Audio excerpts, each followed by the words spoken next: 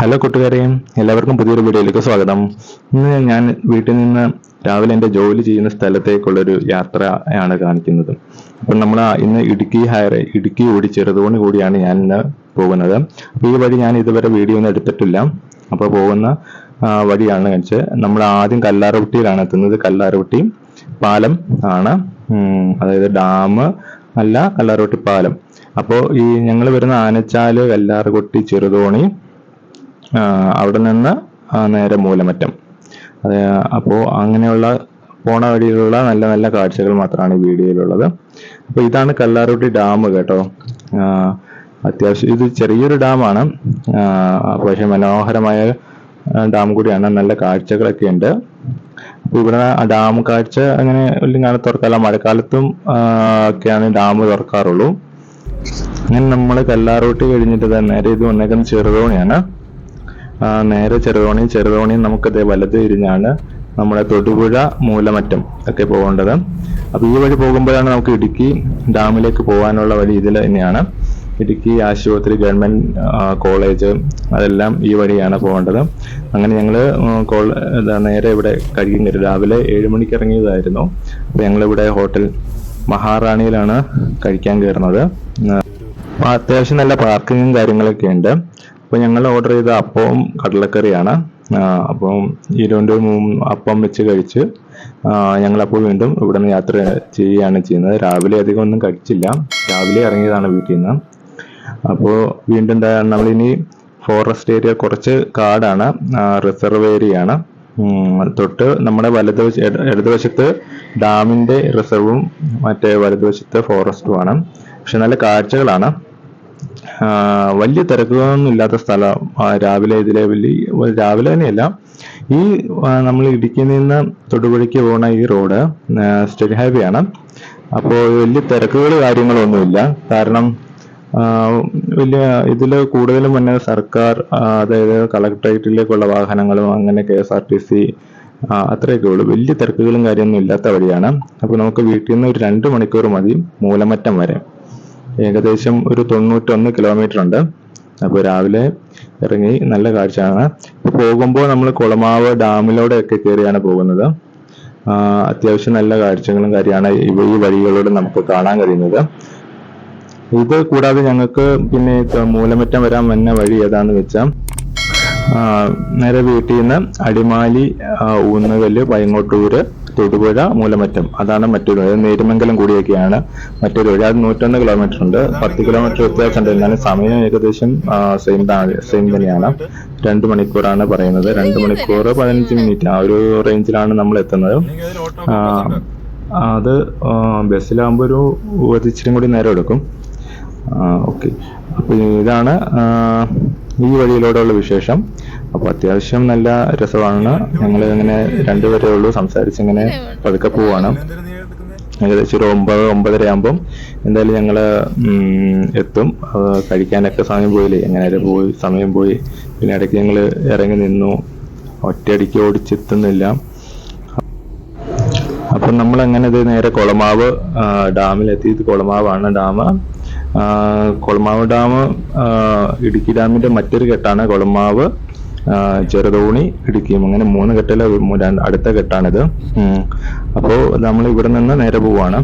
അപ്പോൾ ഇവിടെ കഴിഞ്ഞ പ്രാവശ്യം വന്നപ്പോൾ ഇവിടെ ഒന്ന് വീഡിയോ എടുത്ത് ആരോ വഴക്കൊക്കെ പറയുന്നൊക്കെ ഉണ്ടായിരുന്നു, വീഡിയോ എടുക്കാൻ പാടില്ലെന്ന് പറഞ്ഞു.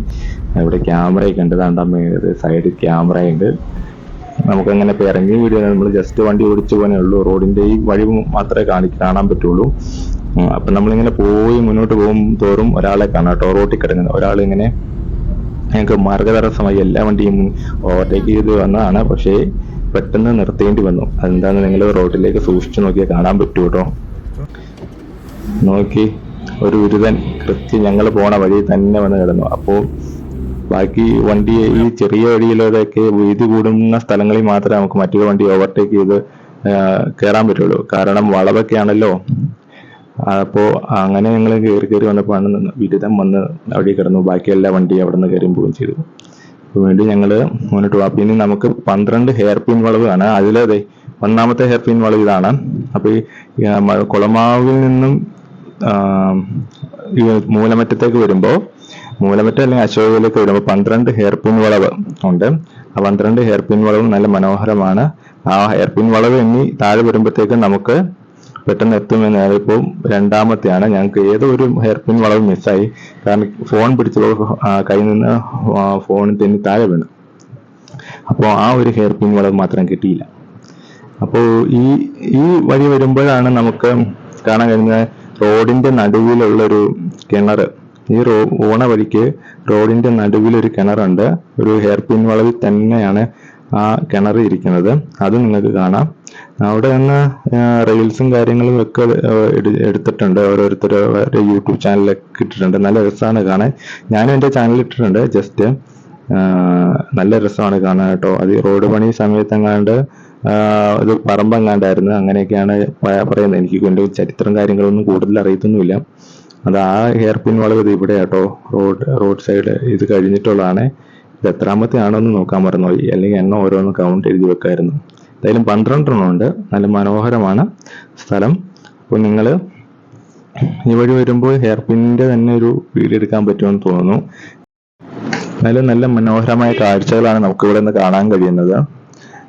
ഇത് ഏകദേശം ഒരു 5ാമത്തെ ഹെയർ പിൻ വളവാണ് നമ്മൾ തിരിഞ്ഞിറങ്ങി വന്നത്. അങ്ങനെ 12 എണ്ണം മൊത്തം. നല്ല രസമാണ്.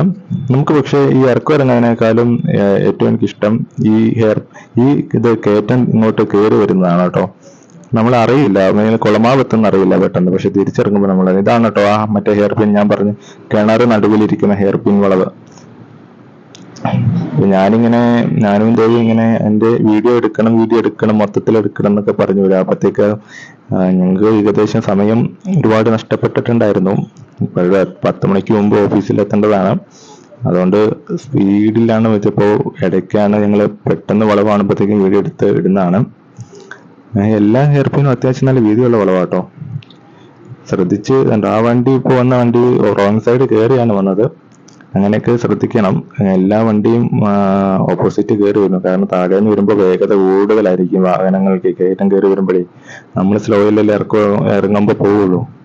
ചില വണ്ടികളൊക്കെ കയറ്റം കയറി വരുന്നത് നല്ല സ്പീഡിലായിരിക്കും. വളവിലെത്തുമ്പോൾ ഒറ്റ വീശായിരിക്കും. അപ്പൊ ഇതെല്ലാം നിങ്ങൾ ശ്രദ്ധിച്ച് കെയർഫുൾ ആയിട്ട് വേണം ഓരോരുത്തർ യാത്ര ചെയ്യാൻ.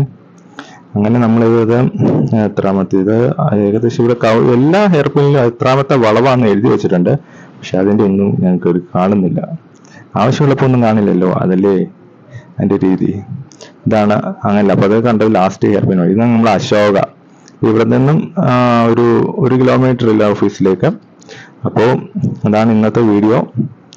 ഞങ്ങൾ ഇവിടെ നിന്ന് പോകുമ്പം അടുത്ത വീഡിയോ ഞങ്ങൾ പോണത് നേരെ തൃക്കാരിയൂർ അമ്പലത്തിൽ നിന്ന് പോകണം. അപ്പൊ അതിന്റെ വീഡിയോ ഞങ്ങൾ കാണിക്കാം. അതായത് തൃക്കാരിയൂർ ശിവന്റെ ടെമ്പിൾ അല്ല, വേറൊരു ക്ഷേത്രത്തിലാണ്. അപ്പോൾ നിങ്ങൾക്ക് എൻ്റെ വീഡിയോ ഇഷ്ടപ്പെട്ടെങ്കിൽ ചാനൽ സബ്സ്ക്രൈബ് ചെയ്യുക, ലൈക്ക് ചെയ്യുക, ഷെയർ ചെയ്യുക, കമന്റ് ചെയ്യുക. അടുത്ത വീഡിയോ ആയിട്ട് വരുന്നിടം വരെ ബൈ.